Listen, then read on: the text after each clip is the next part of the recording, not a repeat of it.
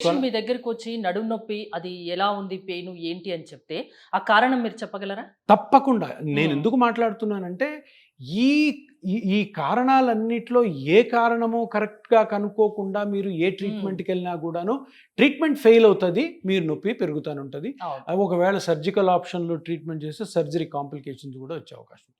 ఇట్లాగ ఇంకొక 4-5 కారణాలు ఉన్నాయి ఎందుకు నొప్పి వస్తుంది. కానీ పాయింట్ ఏంటంటే ఇక్కడ నువ్వు కరెక్ట్ పాయింట్ని కనుక్కోలేదనుకో తప్పకుండా మనం రాంగ్ రూట్లో వెళ్ళిపోతాం. కరెక్ట్ పాయింట్ కారణం కనుక్కోవాలా, అది కరెక్ట్గా మనం స్కానింగ్లో బయటపడగలగాల. ఒకవేళ కొన్ని కండిషన్స్ స్కానింగ్లో బయటపడకపోయినా కానీ మనకున్న క్లినికల్ నాలెడ్జ్ తోటి అది కనుక్కొని అది ట్రీట్ చేయడమే. చాలా మంది చెప్పంగా విన్నాను ఏంటంటే ట్రీట్మెంట్ చాలా తీసుకుంటున్నాము కానీ పెయిన్ తగ్గదు అంటే కరెక్ట్గా డయాగ్నోస్ కాలేదు. డయాగ్నోజ్ అయితే 90% ట్రీట్మెంట్ అయిపోవాలా, డయాగ్నోస్ కాకపోతే కాదు.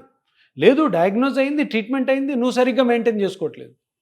సో ఇవన్నీ కూడా ఉంటాయి. ఇప్పుడు కొంతమంది అంటారు నడుము నొప్పి వచ్చింది, నేను ఎక్సర్సైజ్ స్టార్ట్ చేశాను సార్ అంటే, నీకు ఆల్రెడీ నడుములో ఏదో ఒక డ్యామేజ్ అయితే దాన్ని పట్టుకొని నువ్వు ఇంకా మళ్ళీ లాగుతూ ఉంటుంది, ఇంకా డ్యామేజ్ అవుద్ది. అది రాంగ్ కదా.